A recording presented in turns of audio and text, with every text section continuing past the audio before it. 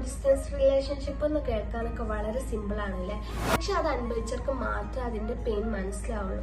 നമ്മുടെ പാർട്ട്ണറോട് നമുക്ക് എന്തെങ്കിലും സന്തോഷം അല്ലെങ്കിൽ സങ്കടം അല്ലെങ്കിൽ അവരൊന്ന് കാണുന്ന ആഗ്രഹിക്കുന്ന ടൈമിൽ പോലും നമുക്ക് അതൊന്നും സാധിച്ചെന്ന് വരില്ല. ജസ്റ്റ് ഒരു ഫോൺ സ്ക്രീനിലൂടെ കാണുന്ന കെയറും സപ്പോർട്ടും മാത്രം ചില ടൈം നമുക്ക് പോരാൻ തന്നെ വരും. അതേപോലെ തന്നെ ഈ ലോങ് ഡിസ്റ്റൻസ് റിലേഷൻഷിപ്പിന്റെ മെയിൻ പ്രോബ്ലം എന്ന് പറയുന്നത് കമ്മ്യൂണിക്കേഷൻ ഇഷ്യൂസ് ആണ്. ചിലപ്പോൾ നമ്മൾ മെസ്സേജ് അയക്കുന്നത് കോൾ ചെയ്യുന്നതും നമ്മുടെ ഓപ്പോസിറ്റ് നിൽക്കുന്ന ആൾക്ക് കറക്റ്റായിട്ട് കൺവേ ചെയ്യാൻ കഴിയണമെന്നില്ല. അപ്പോൾ അവിടെ ഒരു വലിയ പ്രോബ്ലം ഉണ്ടാവാൻ സാധ്യതയുണ്ട്.